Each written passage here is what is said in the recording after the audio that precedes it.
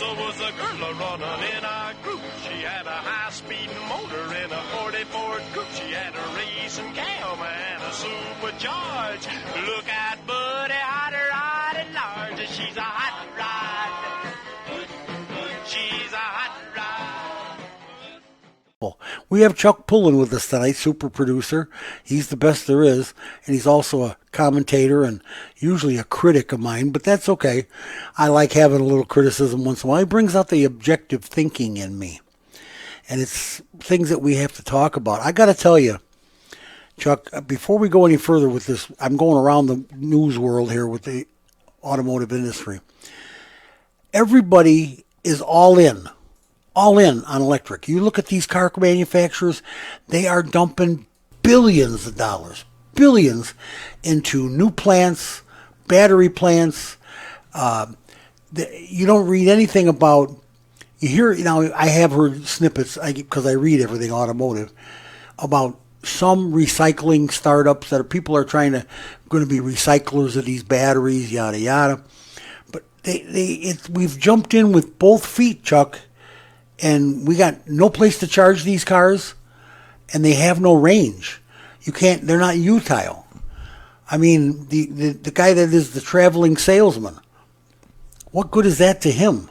Well, okay, so let's dive into this a little bit, because I think you're onto a couple things. But I mean, again, I've told you from the beginning, I'm a fan of the technology. Oh, I am but too. My goal, I've always said I'd rather the market decide. And this is sort of like, again, we're not a political show, but let's just say it. When government starts meddling in things, it tends to, get a little out of control. It turns people off right away. So think about a couple things here. So the one thing I was thinking about when you started talking about this, I said, the thing I'm thinking about is the word forecasting. Just like any other business, you have to forecast the future. Yes. And we already know when you look at, it's kind of like, when the government was tightening down emissions regulations and mileage and things like that. You weren't going to sit there and design a giant SUV if the government was telling you in a few years you're going to have to have better mileage, right? So your forecast is whether the customer wants a big old SUV or not. Doesn't matter, small sedans. Government says you have to get this mileage, right? So your forecast is whatever government tells you. And right now we've already seen with California and we've seen with Europe, the forecast is for electric cars, whether we like it or not. And so here's the other interesting thing that you just brought up. What's interesting to me is we are seeing you're asking about the charging stations, unlike gas stations that pop up wherever somebody decides we need one, government is starting to subsidize those. I mean, all of these corridors are all government subsidized. I get these, these alerts all the time from government. They are subsidizing the charging. So now it gets into this whole quasi thing of who's paying who. And who's making the money on the electricity? Well, and so that becomes the question is like even the idea of a gas station wants to change its model to be more of like an oasis. So it's like a rest stop. You stop in, you plug in your car, you go get a cup of coffee, you watch TV. Tesla wants you to go swimming in a big tank. You got to wait 2 hours. But so that's the question is, so if government decides to start subsidizing chargers before gas stations convert, what's going to happen to the gas? I mean, think about how many people in this country, we talk about how many people work in the trucking industry. If they go automated, how many people work in the gas station industry in this country? Oh, absolutely. So this idea that government's going to take over that portion of the economy, what's going to... They can't. They absolutely can't. The American people are not going to stand for it, for one thing. Everybody I talk to doesn't want an electric car. I've run into a couple people say, I can't wait till I get one. Well, when you can afford one? Right. First of all, there is one out there about $30,000. Chevy's got a what is it called? An Equinox, $30,000. But it's a base model, right? And if you wanted to go more than 250 miles on a charge, you have to pay more and you get a better battery. But what's the caveat? In a few years, what's going to happen? You're going to need a $15,000 battery. Well, eventually you're going to... This is supposedly done with the technology where they can replace cells of a battery. Right. But how much are each cell? And there's a 150 cells in this battery or more. Right. And if you got to have 30 of them and they're $100 a piece. Okay, You so still got $3,000. Think about the reliability factor, though. If one or two of my cells fail every year, now that's a couple days. I mean, I come see you once in a while. You have my car for a couple days. Is this going to be every couple months? I'm going to be out of a car for a couple days After it gets old enough, right? So that's going to be the after it question. gets old enough, that battery is going to need maintenance, right? And when it finally does go pooey, it's got to be recycled. It's got to go somewhere. That lithium's got to go somewhere. I just posted a bunch of stuff on social media today. Pictures of lithium mines. The mining, right? The strip mining and all what that it stuff. does to our Right. Earth. Oh my God, our planet. And there's a reason they call it rare earth metals, because they're rare. Right. Yeah, and you got to dig for them. Right. Well, you know what? And the thing is, the cars today, my 20 Edge puts out darn near nothing out the tailpipe. Right. It's as close to nothing as you can get. And you can tell by the performance of everything. I'm used to better, but you know what? I can live with it. It drives nice. It's got good pickup. It does what I want it to do. And it's reliable. And I don't have to stop and charge it every 2 hours. I can take and drive it for 4 or 5 or 6 hours, go to the gas station, fill it up in 10 minutes, and down the street I go. When if I had an electric version of that car, it would take me 2 days to get to Calumet City, for God's sake, from Lansing. And it's interesting. It's crazy. Some of the proponents will say something like, "Well, who really drives that far?" Well, it's not your call whether I decide. But that's the point. Is they say, "Well, who really drives 3? But what if I do?" So there's this whole idea of you're taking away. Somebody was talking earlier about like Jack Kerouac and how in your day it used to be get on the open road and people used to hitchhike, and it really started kind of sinking into me, this idea that this could change kind of, this idea of Americans moving to the suburbs and going out camping, and that it could really change the way that America functions and it's just kind of steering us into the herd. It could affect literally the American spirit, and that's kind of scary to think about. Oh, it is scary because the Americans have been in love with their car since forever. Since the first time Henry rolled one out the door. People have been in love with the automobile. It gets them where they want to go. Because of the freedom. They rely on. I can go anywhere I want in my car. Right. Anywhere. I can do anything. That's, the big thing. And to have electricity, to be bound by it and be attached to it, it's like you may as well run an extension cord. You may as well put a 25-mile extension cord on your car. So let's go back. Stop every 25 miles and plug it in again. Let's go back to what I was saying earlier, though, was I have been a big proponent. I've been a big fan of Elon. You know me. We've been going back years and years on this. I know. I told you my biggest concern is exactly what's happening right now. And again, this is where you start turning off the people, all the people that were fans of this. If you're going to sour everybody on the process. And people, like you said, there's going to be there's people that don't like the car. There's people.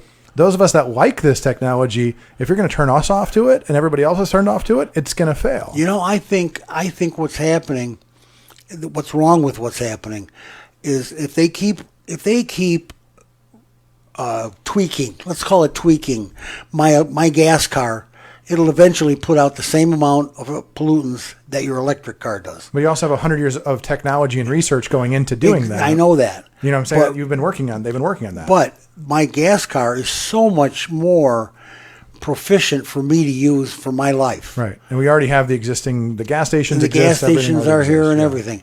The charging. I love the technology of electric. I think it's fine. But I don't think electric is going to take over. I don't think we're going to have all electric cars in this country. It can't happen. So let's think about this. It's not feasible for some people to own an electric car. If there is a backlash like you're talking about, do you think we're going to go back to the idea of a hybrid? Kind of like hybrids where you have a gas hybrid. battery. I think you're going to see hybrid. I think you're going to see hydrogen. But here's the problem, though. A big splash. I want to talk in the next segment about the Detroit Auto Show and kind of what the implications are of that. So the question becomes, though, how soon? Because now you're talking about the next generation. So now everybody's all in on electric. And then if they're not selling or what have you, now there's a whole generation where it's like, okay, we got to stop production. We have to design hybrids, take everything that we went all in electric, and now we have to reverse it. Is that 5 years down the road, 10 years down the road? I think it's sooner than you think. I think the hybrids are really becoming popular right now. So you're saying a lot of late nights at Ford and Chevy then, right? Oh, you know it. I'm telling you, the all-electric, while being a great technology and putting out less pollutants for now than a gas automobile. It doesn't put out any less pollutants than a natural gas vehicle, a hydrogen vehicle, a propane vehicle. What comes out the tailpipe of those is water, just like the electric car doesn't put out water, but it's all that comes out, and it's H2O, and it's clean. I was watching a guy the other day. He was at a big electric car event, like a government event, and he was asking everybody. He said, okay, where does this electricity come from? And they said, well, it comes from that building. He said, well, where does that come from? Finally, he got somebody, I think it was like outside Detroit, who said, well, it's coming from, the city powers. Okay, well, where does that power come from? Well, it comes from mostly coal. So they finally, and that's kind of the idea, is that was his point. When China saw the trend to electric vehicles, the first thing China did was build another dozen coal plants. They build a new one like every couple days. Yeah, they were building like crazy, so they had all the electricity they need. Right. And they're gonna run wires, and they're gonna put up charging stations, and we're the same way as long as it's windy and sunny out. We're fine. Well, yeah, we want to go solar and wind, and how's that working out for you in California, there, buddy? Okay. They got nothing but grief out there. That whole relying on wind power. They're talking about your solar panel being like a backup battery to your electricity that's supplied to your house. Right. Because that's not enough to run your car for long. And if you get a couple of 2 or 3 black days, dark days, overcast. When there's a forest fire and there's no sun. Exactly. And forest fires are real common in California. Yeah. I don't. This isn't a game to the point where they're going to try this. They are dumping billions into. They're building. There's a new plant. Rick sent me a note. Check this out, and I checked out they're going to take the plant in Indiana down there. I'll find it. I'll talk about it later. But they're going to rebuild it, and they're going to put in billions of dollars to build components for electric cars. Well, remember what we talked about a couple shows ago was the idea of, well, once the electric car comes, are they going to start converting stuff that's diesel? Are cranes and bulldozers and things like that going to be trains and fire trucks and everything else? So that becomes a question. Now you've got all these companies that Cummins and guys like that what are they going to do? And the fire trucks go to a fire and they have the truck running because they have to run their pumps. They're on PTOs. They're on power takeoffs. Hey, I need an extension cord. I got to plug in my. They're going to have to plug in the fire truck. You're going to have to plug in the fire truck so you can work the pumps. Maybe they'll have a big crank. You just crank the fire truck the whole time. It's too much change, too fast. Well, and that's again to get back to the idea of what government likes to do is they like to say, we're going to force it and you will figure it out. They are very good about that. Instead of letting the market decide, they're going to say, here's what we're doing. They did it with emissions. Right. So they said, here's what we're doing. You figure it out. You've got 5 years. Figure it out. And that's how they push things. Well, we're going to see what happens because I don't think the mood with the people that are buying cars is going to change that drastically. And everybody's kind of leery about electric cars. They don't think they're suitable for their lifestyle. Right. We'll see. We'll talk about it. We'll talk more about it for sure.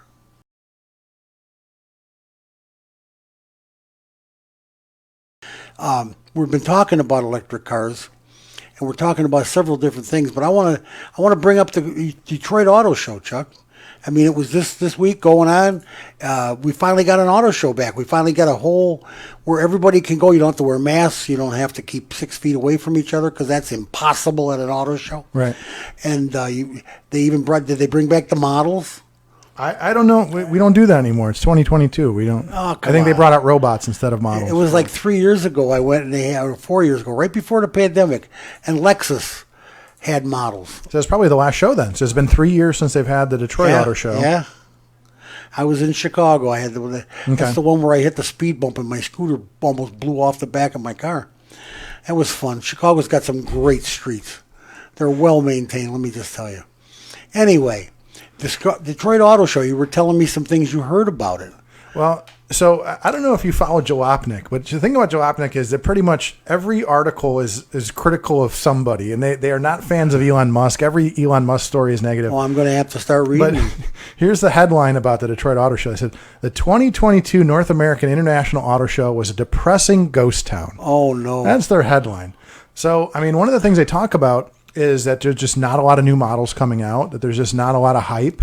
I mean, I remember, like you said, going to auto show as a kid. It was like a big event. Oh, it was like huge. a big show. And you couldn't move in that place. And it's like you said, it's like a ghost town. And one of the other things that's happening that they talk about is the idea of, because of the great expense of doing it, and all the automakers, I mean, the numbers aren't so well. So they were talking about how they've scaled back, and some of them weren't even at, like, guys like Porsche and people like that weren't even at the auto show. Like, so Ferrari, Lamborghini, Rolls-Royce, Bugatti, they all had their own little party down the street. I'll bet. Because it was cheaper. It was cheaper. Well, you know what? I wonder how many people have just said about that auto show, say, it's going to be all electric cars anyway. I'm not going. It's, there's no more glamour to it. This is all going to be very practical. Well, and they did show off the new Corvette. The president came to town. He rode in the new Corvette, an actual gas Corvette, and he said it was really nice. And they had him get an EV. He said, I like the Corvette better.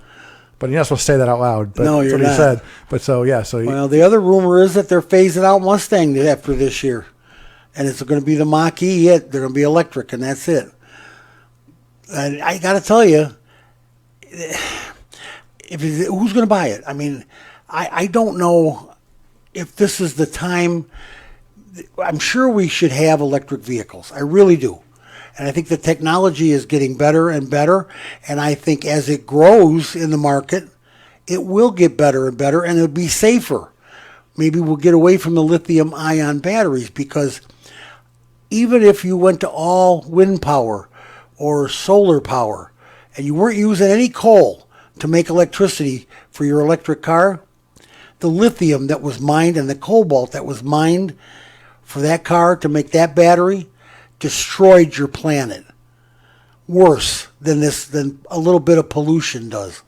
And the only one worried about pollution is us. I think we're the only country in the world that worries about what's coming out the tailpipe.